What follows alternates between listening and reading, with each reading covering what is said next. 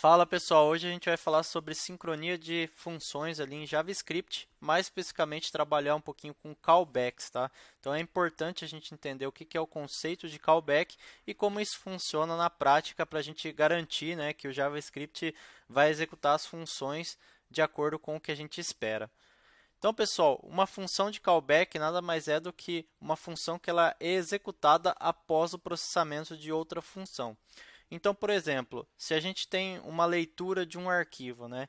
Enquanto eu estou lendo o arquivo, acessando esse arquivo para leitura, o JavaScript automaticamente vai executar os códigos que estão abaixo, sejam ele console logs, enfim, qualquer outro código, instrução que estiver abaixo, ele vai interpretar.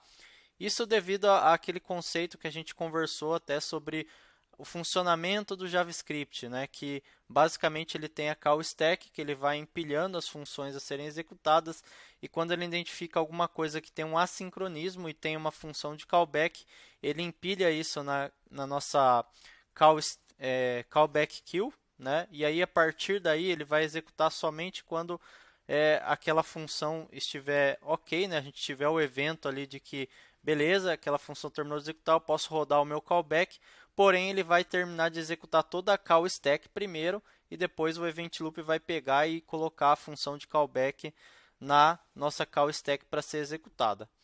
Bom, mas vamos entender um pouquinho melhor. Então, a gente falou aqui do conceito, né, que essa função é executada após o processamento de outra.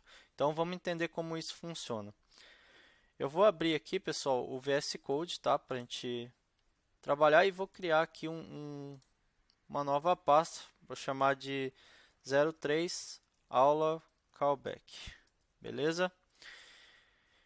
Então vamos lá. Aqui na nossa aula callback, eu vou acessar esse diretório aqui. Então 03 aula callback e vamos dar o nosso npm int, né, para iniciar ali o nosso package JSON, beleza? Bom, pessoal, o que a gente vai fazer, né? Vamos criar o nosso index aqui, né? Index.js.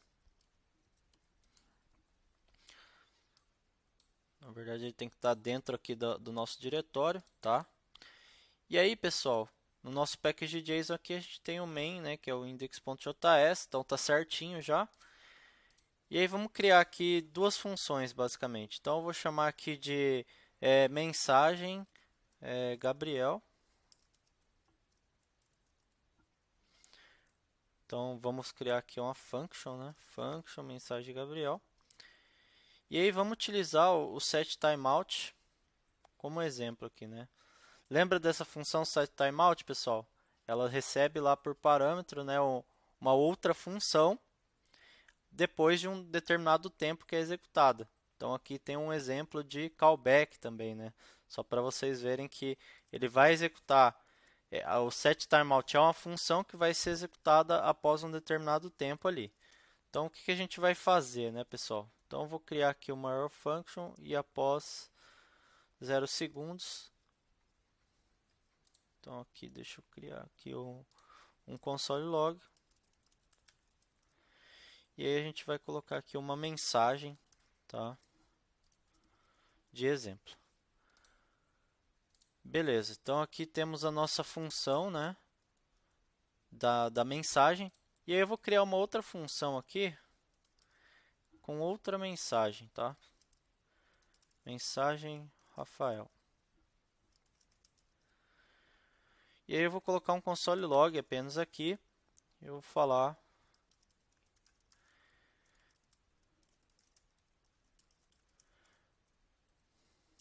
beleza? Então temos a mensagem do Gabriel e a mensagem do Rafael. E aí para executar essas duas funções, pessoal, o que eu vou colocar aqui? Eu vou colocar primeiro a mensagem do Gabriel. Então vou chamar essa função, né? Mensagem Gabriel. E na sequência o mensagem Rafael, chamando novamente essa função. Então, na teoria aqui, eu gostaria que exibisse primeiro bebam água e depois hidratado, bora para cima. Beleza? Então, essa é a ordem de execução aqui, né, que eu gostaria. Mensagem Gabriel e mensagem Rafael. Então, vamos executar esse código para ver o que nós temos aqui. Então, node index.js ou node ponto, né, uma vez que ele vai pegar o nosso main lá. E olha só, pessoal, ele mostrou primeiro a mensagem do Rafael e depois do Gabriel. Eu não consegui garantir a ordem. E por que isso? Lembra que a gente tem uma função ali em cima, na mensagem de Gabriel, que é assíncrono, é o set timeout. O que acontece? Ele entra na nossa call stack, mas ele só vai ser executado a função de callback, que é essa mais interna, depois que for executado tudo que tiver na call stack. E o que mais que está na call stack, né? Logo na sequência aqui a gente chamou mensagem Rafael, que era essa mensagem aqui que foi adicionado também na call stack. Então, primeiro ele vai executar essa daqui e depois ele vai executar a função de callback. Então, por isso a gente não consegue garantir a ordem nesse caso, tá, pessoal? Mas tem como a gente garantir a ordem se a gente trabalhar com funções de callback, que a gente viu lá em teoria que era uma função que vai ser executada após o processamento de outra. Então, o que eu quero fazer? Eu quero que após a mensagem do Gabriel, ele execute a minha mensagem. Então, como que eu faço isso? Basta refatorar aqui, então eu posso comentar aqui a mensagem do Rafael e eu vou passar a mensagem do Rafael como parâmetro, né, para a mensagem do Gabriel. Então aqui a gente vai ter aqui uma função. Eu vou dar o nome de callback, tá, pessoal? Só para vocês entenderem, mas pode ser qualquer nome. E aí depois da mensagem aqui do Gabriel, eu vou colocar aqui o callback. Beleza? E aí se a gente executar aqui agora, olha só, agora a gente garantiu a ordem, né? E por que isso? Porque basicamente eu criei uma função de callback aqui para a mensagem do Gabriel, né? Então a gente vai executar somente a mensagem Rafael quando ele finalizar aqui, né, ele executar o set timeout, colocou o callback lá na fila e vai executar o callback. Aí esse callback vai ter esse console log e mais uma outra função de callback que é a mensagem. Então, dessa forma a gente consegue garantir, né, o sincronismo aí das funções, né? Porém, pessoal, a gente tem que tomar um certo cuidado até onde a gente trabalha com esses callbacks, né? Porque basicamente você vê que você vai colocando uma função dentro da outra e isso pode criar uma complexidade no nosso código muito grande, tá? Até para entendimento, para dar sustentação no software, enfim, não é recomendado ali como uma boa prática, né, de se fazer ficar criando funções de callback. Para isso a gente acaba trabalhando com promises, que a gente vai até ver na próxima aula, beleza?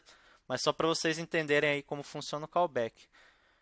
Tá, aí vocês devem estar se perguntando, tá? A gente viu aqui um exemplo muito simples, né, de uma função de callback, de garantir o sincronismo, mas e na prática, né? Na prática, pessoal, basicamente a gente vai ter situações onde eu quero, por exemplo, ler um arquivo ou acessar o banco de dados e após que a conexão estar estabelecida é que nós vamos realmente executar ali uma consulta, ou obter aqueles dados, eu vou percorrer aqueles dados, enfim. Na prática, vamos fazer um exemplo aqui. Então, vou criar aqui um index2, um index2.js. E aí o que a gente vai fazer, tá, pessoal? Para que a gente consiga trabalhar com importação de alguns módulos JavaScript aqui, eu vou só colocar no nosso package JSON aqui um type model. Por que eu estou colocando isso, pessoal? Basicamente para a gente trabalhar ali com a importação de módulos utilizando um import, tá? Se eu não colocar isso, eu poderia trabalhar de outra forma também, tá? Que provavelmente vocês podem ver essa utilização, que é a seguinte, né? Eu posso criar aqui uma constante, vou chamar de fs, de file system, tá, pessoal? E eu posso utilizar o require fs. Isso aqui é uma forma de eu importar ali, né, uma dependência, tá? Nesse caso aqui, por que eu não instalei? Porque ele já é uma dependência do próprio Node ali, então a gente não precisa instalar como uma dependência externa. Beleza, pessoal? Isso é uma forma, mas eu coloquei o type model para a gente conseguir trabalhar com o import, que fica bem melhor ali. Então, como que funciona o import? Então, eu vou dar um import fs from fs. Beleza? Então, estando como type model, nosso package a gente consegue trabalhar com import. Beleza? Então, o que a gente vai fazer agora, pessoal? A gente vai basicamente ler um arquivo, tá? E aí eu quero exibir essa informação que está nesse arquivo de texto. Então, para facilitar, eu vou criar uma lista aqui, chamar de alunos.json, beleza? Novamente colocar aqui dentro. E aí, pessoal, essa lista aqui eu vou pegar aqui dos arquivos que eu tenho aqui. Depois eu disponibilizo para vocês aí através do GitHub. Mas é só um objeto aqui com 10 alunos cadastrados aqui. Só para a gente conseguir ler esse arquivo, tá? Bom, beleza. Então eu coloquei esse arquivo e agora o que a gente vai fazer, né? A gente vai pegar, eu vou criar uma variável aqui, alunos. O que vai ser esses alunos? Vai ser os alunos que eu vou ler desse arquivo alunos.json. E como que a gente vai fazer isso? Então, o FS, pessoal, a gente consegue trabalhar com um cara que chama readFile, tá? Então, fs.readFile. E aí, o que ele recebe por parâmetro aqui? Então, basicamente, ele vai ter o path do arquivo que eu quero ler. E o segundo parâmetro é a nossa função de callback. Então, veja que agora eu estou trabalhando ali com a leitura de um arquivo, né? E aí eu quero, depois de ler esse arquivo, o que eu vou receber? Uma função de callback, pessoal. Então, é a função que vai ter aquela resposta daquela leitura. E a função de callback, ela normalmente trabalha com 2 parâmetros, tá? Então, é importante a gente sempre trabalhar nesse formato, que é o erro e os dados de fato que eu estou lendo ali. Então, assim, caso a leitura do arquivo dê algum erro, ele vai retornar nesse primeiro parâmetro. Caso dê certo, ele vai retornar os dados para a gente aqui. Então, vamos fazer isso. Então, qual que é o caminho do nosso arquivo? É nesse mesmo diretório, né? E o nome do arquivo alunos.json. Caso dê certo, então vamos criar aqui nossa função de callback, né? Então, vou colocar por arrow function aqui. E aí lembre-se que a gente tem 2 parâmetros, né? Um é o erro, tá? E o outro é os dados. E aí o que a gente vai fazer aqui? Após ler os dados, a gente quer preencher aqui o aluno, certo? Então vamos preencher aqui a nossa variável alunos, né? Então alunos igual a única coisa que eu vou fazer é que ele vai retornar um buffer de dados, pessoal, e aí a gente precisa converter isso ou para string ou para um objeto JSON, né? Então eu vou usar o JSON.parse aqui para a gente converter esses dados aqui para o nosso array ali com os objetos de alunos, beleza?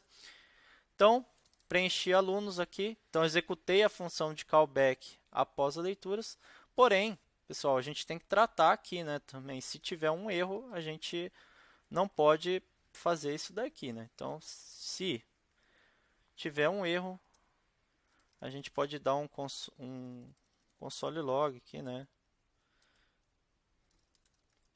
Ou console.error, né? Para ficar mais elegante aqui. Exibir esse erro e eu vou fazer um return aqui para não definir o aluno, tá? Beleza, definiu alunos, quer dizer então que a gente pode fazer um console.log aqui embaixo, né? Console.log e vamos colocar os alunos aqui, né, pessoal? Então, alunos e a nossa variável alunos que está aqui em cima. Beleza? Bom, o que acontece aqui? Vamos executar esse código. Então, node index 2, né, .js. E olha só, pessoal, ele deu que alunos está undefined aqui. E por que ele deu isso? Deixa eu só voltar aqui. Isso. Então, por que ele deu alunos undefined? Lembra-se que na ordem da execução das coisas, né, a função de callback vai ser executada depois que o readFile terminar de ler o arquivo. Então, é orientado a evento, né? A gente vai estar com essa função aqui aguardando a leitura do arquivo. E aí, então, o que vai acontecer? Essa função de callback vai estar naquela callback queue. Enquanto ela está lá na callback queue, na minha call stack eu já tenho esse console log de alunos, que o event loop vai executar ali para a gente, né? Ele vai ler da call stack e vai executar essa função do console log. Depois que ele vai puxar a função de callback e jogar para cá o stack para que ela seja executada. Então, o que acontece? Eu não consigo garantir a ordem de execução aqui, né, pessoal? Então, para a gente conseguir garantir essa ordem, eu teria que executar aqui o que eu preciso dentro da nossa função de callback. Então, é esse que é o ponto aqui. Então, vamos colocar aqui dentro e a gente consegue ver que a gente consegue garantir que alunos de fato está definido, né? Então, vamos colocar. E aí eu consegui pegar os 10 alunos que tem no nosso arquivo, tá, pessoal? Vejam que a importância, né, da função de callback sempre ter o erro e os dados, né? Vamos supor que eu tenha colocado o nome do arquivo errado aqui, né, aluno.json, e olha só, se eu tentar executar aqui, vamos executar novamente, ele não encontrou o arquivo aluno.json, né? Então ele deu erro. Então é importante a gente sempre tratar esse ponto aqui. Vamos supor que eu esteja conectando a um banco de dados e, sei lá, esteja com a senha incorreta, né? Então a gente tem que pensar que pode ter algum problema nessa conexão e a gente tem que tratar obrigatoriamente. Então por isso nossa função de callback deve sempre seguir esse padrão, né, de mensagem de erro e a informação de fato que está sendo retornada ali na resposta. Beleza, pessoal? Então, deu para entender ali na prática, né, como que funciona o callback ali para a leitura de um arquivo, para a gente garantir que vai estar em sincronismo ali, né, para executar da forma correta. Então, vejo vocês na próxima aula, onde a gente vai falar sobre promises. Valeu, pessoal!